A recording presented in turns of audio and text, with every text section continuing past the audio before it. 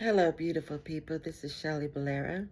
Shelly Bolera Live coming to you, but I'm not live. I'm actually recording this. I'm trying to get live. I know I haven't did a couple of videos, like maybe 3 weeks, maybe 4 weeks, but I just got a little discouraged and I was working. I was kind of tired, which sounds like excuses. But the real reason is I got a little discouraged because some people are looking at the videos, but not a lot. And my goal was to, by the end of the book, be able to have enough subscribers to go live so we could, excuse me, discuss the book. But I don't have. I only have 23 subscribers. And I said I wasn't going to do any more beefs, but the beefs are the highest views that I have of all my videos. And they've been some really good beefs going on. I mean, I guess I could start doing the beefs because it's not physical violence. It's just back and forth. But I just thought, sometimes it gets kind of raw and it's kind of negative, and I didn't want to spread the negativity. But people on YouTube like the drama. I mean, they really not hearing me sitting here reading a book. But I want to have other content too. I'm going to do other content. I have some time on my hands right now, but I'm going to but that's for another video that I'm going to do, and I'll tell you all about it. But anyway, today what I'm going to do is I'm going to read chapter 6, and then I'm going to do another video right after and do chapter 7. So I'm going to do them separately. I'm not going to recap the chapter 5. I will say that it stopped at Cleveland and Stephanie getting into some trouble, and Cleveland calling Onyx to come get them out of it. I'll say that. But if you want to, see what really, in depth what happened, you can go. The video is up, and you can go check out chapter 5.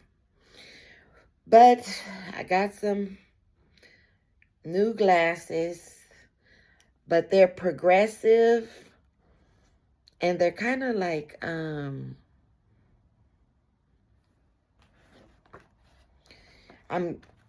like bifocals, and I'm learning how to read with it because it's a little blurry. If you don't angle it right, I don't know. But I'm going to try to thug it out. Anyway, I hope everyone is doing well. I hope your Sunday is very relaxing. And when this video finds you, I hope you're relaxing and maybe be getting cozy on your couch or your chair. I'm in my chair because it's by the window and I don't have any air conditioner. And it's hot in my room. But so I decided to sit in my chair by the window instead of on my bed like I usually do. But anyway, so lots of things you can do while you're listening to the book. You can be in the bathtub, you can be on your couch, you can be in your bed, you can be on the floor. Anyway, you could be driving in your car and have your earbuds on. So anyway, all right, well, I'm going to start, and this is chapter 6. And it's called Your Life Story Begins with Somebody Else. Okay, so I made it to the airport just in time.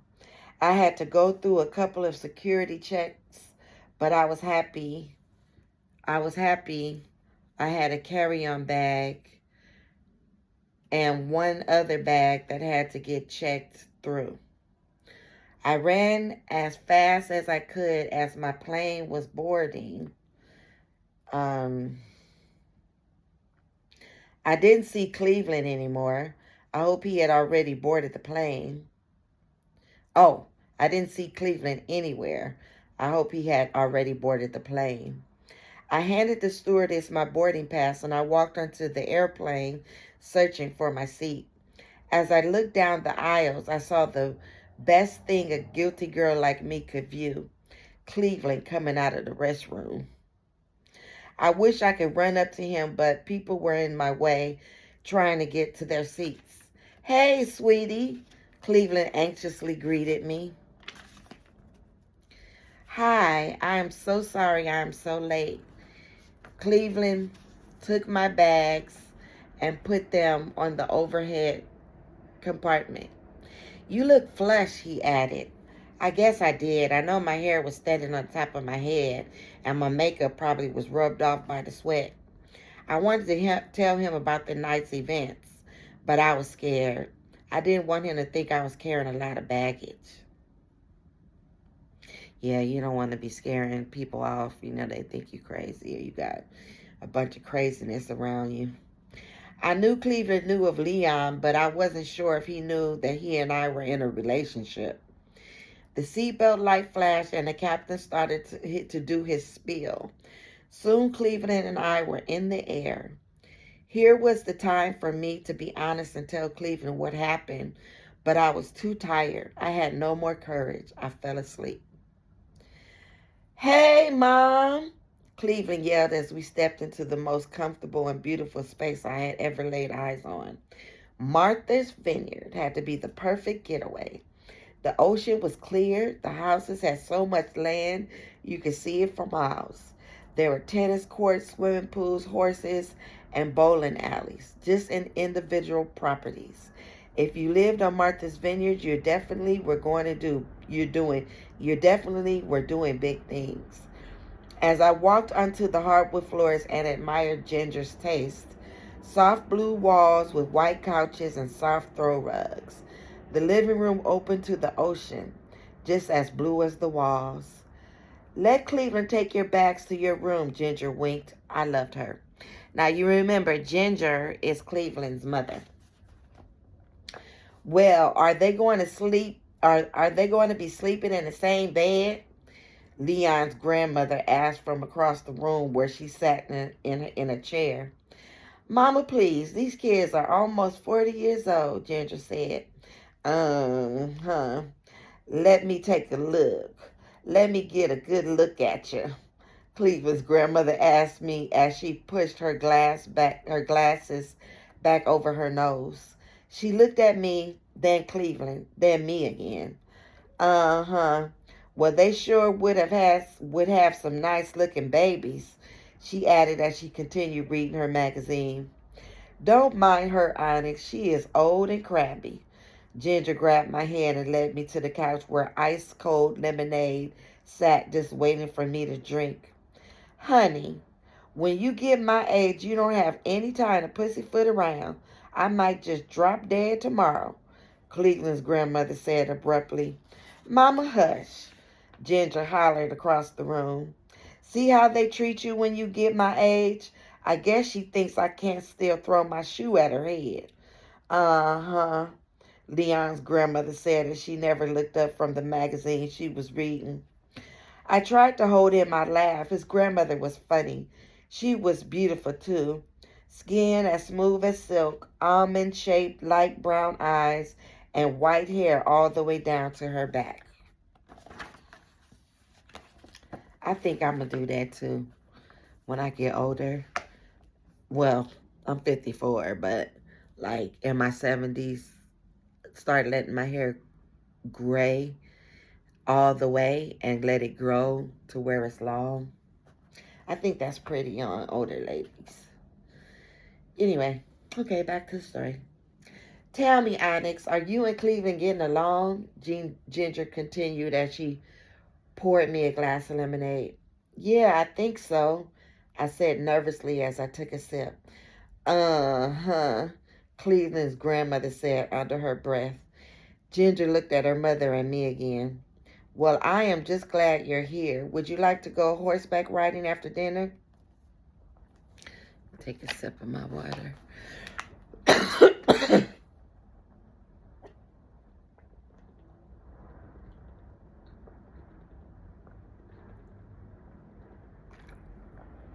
Water is so good.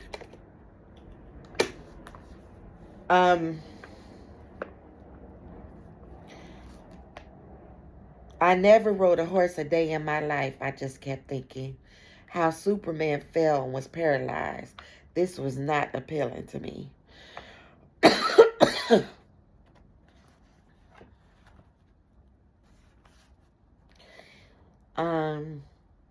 That girl doesn't know how to ride no horse. There the old lady goes again. It was more comments from the peanut gallery. Hush, Mom, Ginger said. Mom, who told you you could change my bedroom around?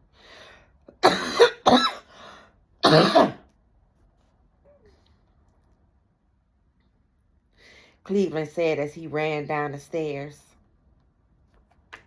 Ooh, these glasses. The name on the deed, it says Miss Ginger can rearrange anything she likes. Ginger said as she looked at her son with a slight smile. Oh, you have jokes now, Mom. Cleveland grabbed his mother's face and kissed her forehead. I could see the love Cleveland had for his mother and the respect. Mama T always told me, when choosing a husband, pay attention to the way he treats his mother, because this is how he is going to treat you. This time, I think I made a good pick. Excuse me. I don't know. Every time I start reading, I'd be having a cough. My throat gets dry. I smiled as I admired the two of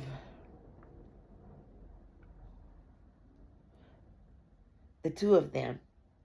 Come here, baby. You have to see the view from the balcony. It's breathtaking.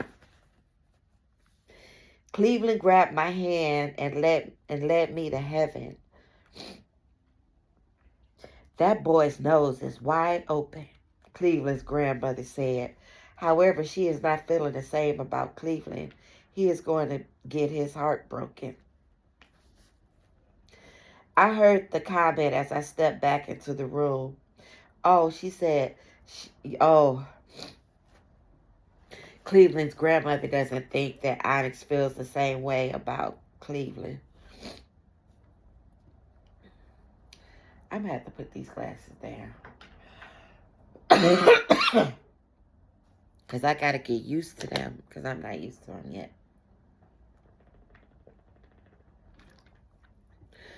So anyway. All right. I heard the comment as I stepped back into the room to get my jacket. Great. An awkward moment. One I did not need to comment on the first hour of my vacation. I just grabbed my jacket and stepped back outside to enjoy the scene.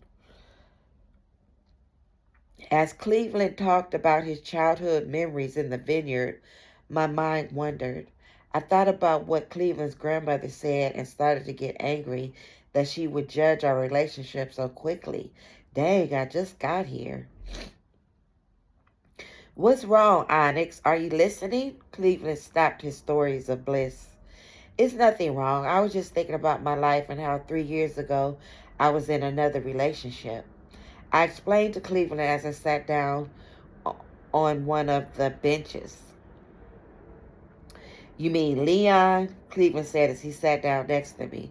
I shook my head yes. I wanted to say more, but I felt I was going to break down and I didn't want to come undone within earshot of Grandma Moses. You know, Onyx, everybody has that one. We all have that one. The one that makes our spine stand up at attention. Most women live in a fantasy world. The world mostly comes from fairy tales, Cinderella and all that jazz. Your mother read those tales to you before you went to sleep. I can't say. So naturally, your idealisms range to those type of perspectives. The funny thing about this concept is most women think this type of man is too nice. They run because in the back of their minds, the only realistic comparison a woman has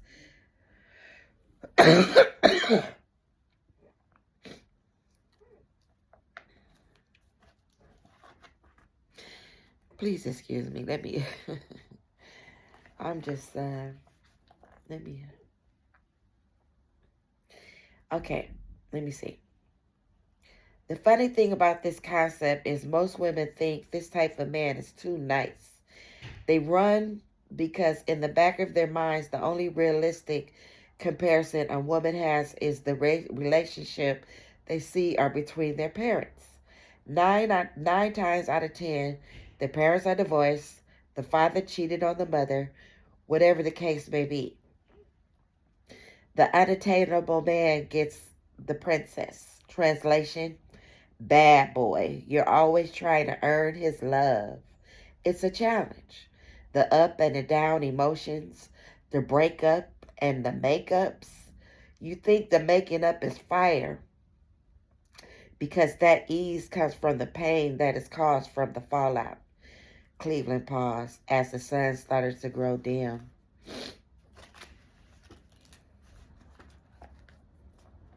I was like that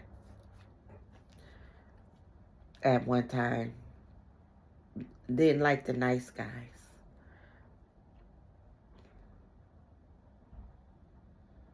But that's the reason why I married my ex-husband, because he was really nice. He was different from the guys that I was used to date. Because I knew, somebody told me once they didn't like me because I was too nice. And I thought, that's crazy. And then I thought about it and I was like, that's really ridiculous. But anyway, back to what we were talking about. My parents have always been in love. They have always been friends. I have no other reference. There is no other example of how to treat a woman. I don't know what it is that keeps Leon in your heart, but if he truly loved you as a man, myself, I can honestly say he could not stand to be without you. It's up to you how you are going to live your life. I am here. I want you in my life. Forever, I interrupted Cleveland's speech. Let's just say the way I feel about you right now, it would hurt my heart to no end if you decided to call this quits. Cleveland touched my hand. I stared at Cleveland, wanting to search and find the depth of endearment I felt in the past. However, I guess what I should have been doing was going with the flow of the future. I won't make you chase me, Onyx. I am not running, Cleveland said as he kissed me gently on my forehead. I wish he had kissed me on my lips. Cleveland, you have a visitor, Ginger announced, breaking up the powwow. Who is it, Mom? Cleveland inquired. Ginger paused as if this was a top secret mission that I was not allowed in on the details. It's Ariel, Ginger finally replied. Oh, Cleveland seemed caught off guard. Ariel? I stood up and looked through the glass window into the living room. I thought I was on a vacation, away from city and all things weaved. As I watched through the window, Ariel talked to Cleveland's grandmother as she invited more conversation from Ariel. I was stunned at the notion that this was more than a coincidence, especially after viewing Cleveland's face of panic. My eyes are blurry. I pushed Cleveland's cowardice self aside as I followed Ginger back into the house. Ariel rose up from the sitting position and glanced in my direction. I could see the startled look on her face. I felt like I was back in the early 90s, more than the movie New Jack City, as Nino Brown and Ice-T circled each other in the nightclub scene as Slick Rick played in the background. Time was standing still. Ariel was definitely Nino. Hey, Ariel, Cleveland broke up the thickness in the air. Oh, this should be good, Grandma Moses said as she sunk deeper into her chair.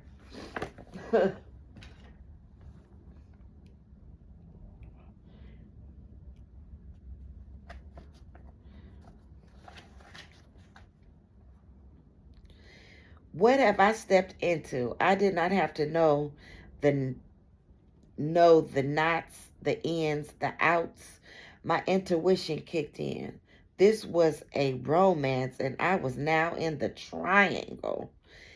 Yes, hi, Ariel. Look at me marking my territory. I wasn't even over Leon. Why was I so protective of this relationship? What are you doing here? Ariel asked me as she swung her hair around. Ariel was a diva, but for the first time her voice was taken down a notch and she was soft. I was invited, I responded as I glanced at Leon.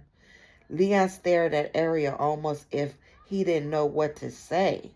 Speak, fool, Grandma interjected from the peanut gallery.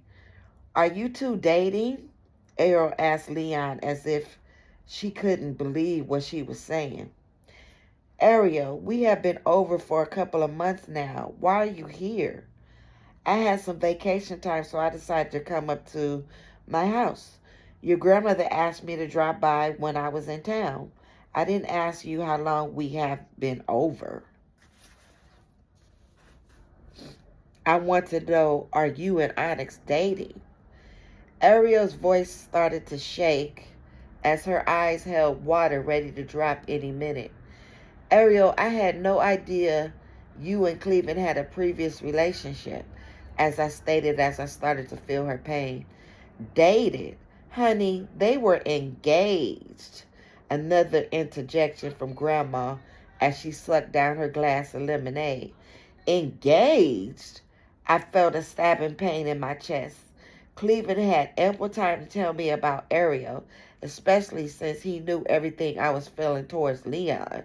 Well, not everything, but enough. Also, what happened to the whole story he laid down to me on how he changed and never before did he have time for a relationship. I was starting to think he was just as bad as Leon. Well, I didn't know you had company. I just came by to invite you to an end of summer party I was having at my house tomorrow. You are all invited, Ariel whispered as she grabbed her purse and headed for the door. I wanted to run after her, but after all the humiliation I had just encountered over the past few weeks, I didn't want to cause her any more unnecessary grief. Cleveland looked at me as if he had a loss for words. I just walked past him and decided to take a walk on the beach. The sun was going down and the moon was shining down on the water. I enjoyed the scenery and I thank God for this blessing of peace, even if it was just for a moment. Ariel and Cleveland. I found a nice space on the sand and just looked at the stars, hoping that the answers were going to come instantly from the light to the star that the stars gave. What was I doing? Where was I going with this man? I felt so displaced. Here I was, a middle-aged woman, great career, but still seemed so unsettled. Why did I feel so incomplete? I like to take moonlight strolls on the beach too sometimes, a gentle voice said to me. I looked up and it was Ginger. I just smiled as I threw some sand. May I sit? Ginger asked. Hey, it's your world, I said, acknowledging the fact that I was a guest at her beach. I remember when me and Cleveland Sr. started to date. He thought he was the greatest thing since sliced bread. And he was, but I liked Jackie. He wasn't a great, but boy, did he make my heart pitter patter. When Jackie would walk into the room, my hands began to sweat and my heart started to beat faster and faster. He would speak to me. I, with all the confidence in the world, turned into a blubbering idiot. When Cleveland would come around, I had feelings for him, but the more I gave into those feelings, the more a fire started to grow into a flame. It wasn't like a volcano, but our relationship lasted many years. You, you seem as if you know something about me, I stated to Ginger. I know that you are a smart woman. Now come in the house. I cooked a wonderful dinner. Ginger grabbed me. Ginger grabbed me by my arm and pulled me off the sand. She may be in love with Cleveland, but I am in love with you. Ginger smiled as we walked hand in hand to the house. I liked Ginger, and I knew what she was trying to tell me, but this was my life, not hers. And what was important to her may not be the best for me. I needed to talk to Mama T as soon as I got home. We needed to have one of our long conversations. As Ginger and I walked into the house, I gleamed at how beautiful Ginger had laid out this feast of burden. The fireplace was burning and the table settings matched the plates. Everything was in perfect harmony. To the untrained eye, this would have been the most loving dinner a family could share. No one would assume that the lesson that I was about to learn was humility. Trying to stuff my food down at a table where the matriarch hated me and the man that I was dating had a secret revealed. Oh, well, where is the wine? Are you okay? Cleveland asked as he nestled under the blanket that we both shared. What was I supposed to do, leave? No, I had to sleep next to this man and grin and bear it until the flight tomorrow morning. What was the right answer to this man's question? Am I all right? Am I all right? I thought about his question over and over to what seemed like an eternity. No, I'm not all right. I shrugged my shoulders and turned my back to him. Why didn't you tell me that you were engaged to Ariel? I waited for the most common answer. What else could he say? I didn't think it mattered. She was my past, and I didn't mean to bring her into our relationship. Cleveland nestled in the bed and turned his back to my back because I still love her. Because I still love her.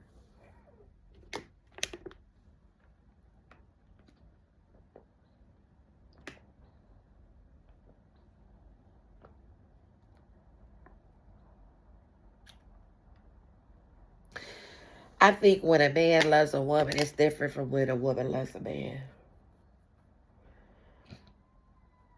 Because when a man is truly in love with a woman, and she can get through, all the layers of his heart, and she touches him in a certain way, it's deeper, I think. Because men aren't emotional. But anyway, what do you think about that? Silence filled the room. I was numb, but not numb in the respect that I was hurt, but numb in the fact that I understood. I thought about how Cleveland touched me and how he made love to me. It was something new and refreshing in his touch, but it did lack luster, and this was something that I instantly felt. I was no longer a question of how I felt about Leon. That was keeping us from connecting on that spiritual level of the highest expression of love. It was also Ariel, hiding and lurking in the back of Cleveland's touch, the residue of her ecstasy that I could not compare. I now understood the magnitude of our conversation on the balcony. Everybody has that one. He was not just talking about Leon and I, he was speaking of him and Ariel. Why am I here, Leon? I said as a tear rolled down my cheek. I felt the water curve into my lips and down the pillow. I was crying out of frustration. The realization that we both were sleeping in a bed of lies made me feel helpless. I thought about the perfect world. In this reality, I would be lying next to Leon and he would be sleeping next to Ariel. But this was not a fact. This was our fiction. How frustrating. Cleo turned over on his back and stared up at the ceiling. I could handle her on the road. I couldn't handle her on the road so much. I couldn't handle her fame. I looked at my mother and father's relationship. My mother was always home when my father got home from work. She cooked, took care of me. Dad was the breadwinner. Cleveland took a deep breath and paused. I listened to the sound of his voice and recognized an affection that he did not carry for me. I guess not only little girls seek examples of love from their parents. So did man. I tried to make it work, but I missed her too much. The missing started to turn into hunger and then loneliness. I started neglecting the firm to go on tour with her. In the end, I just became Mrs. Ariel, and that was never going to work. Our relationship just couldn't sustain the industry. Cleveland explained as for the first time I started to feel honesty from this man. A deeper part of him instead of the surface him I was sensing. So why are you here? So why are you here, Onyx? Cleveland asked as I kept my position looking at the darkness filling the room instead of looking into his eyes. I took a deep breath and realized it was on.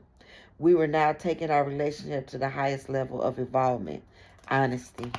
I turned over on my back and stared at the ceiling.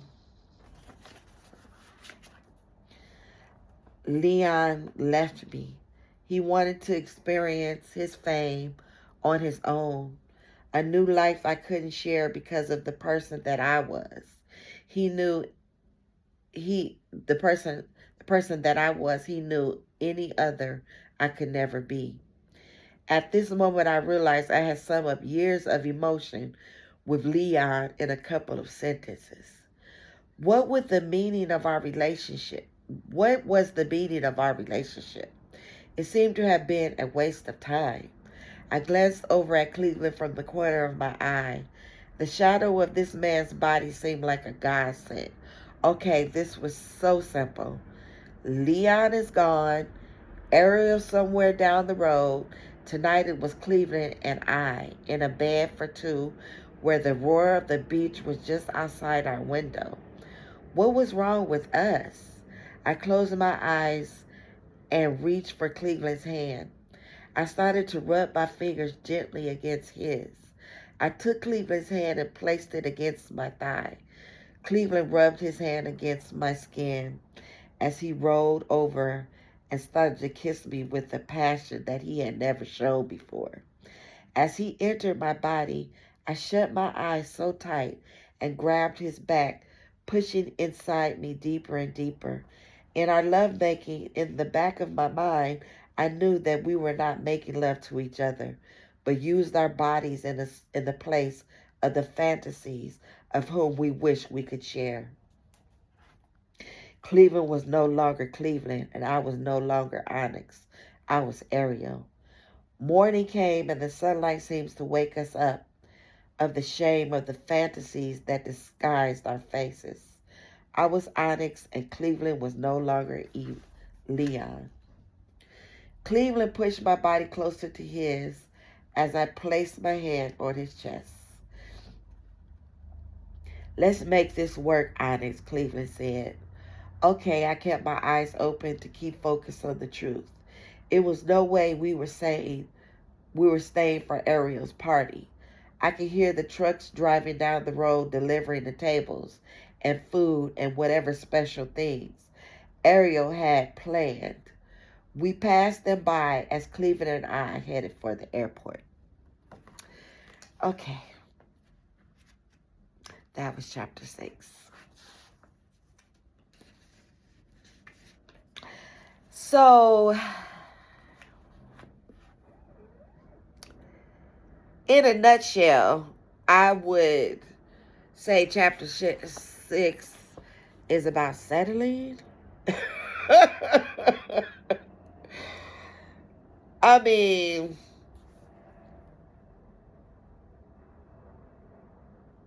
I don't feel that way at my age right now, like about love. Like I'm 54, so I'm not you know, expecting fireworks or romance, things like that. I that those are romanticizing things. Those are things you do when you're young and sexy. I think at this time I'm more concerned about loyalty and longevity and companionship. I mean,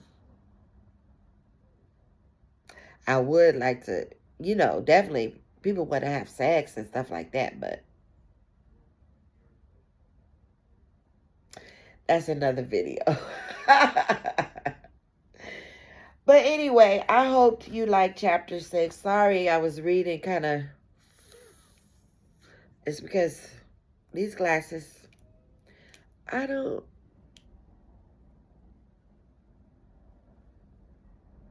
I don't know. They kind of, I got to get used to them, I guess. Um. So anyway, I hope you enjoyed the book, and of course, I always say comment. And if you're reading this, please stay to the end because it's a surprise at the end. It's a real big surprise. Um, if you like to support the channel, you can you can subscribe to the channel and press the like button. That would be, or share. Share to people who like reading novels and things like that. Anyway, I hope you enjoy your Sunday, and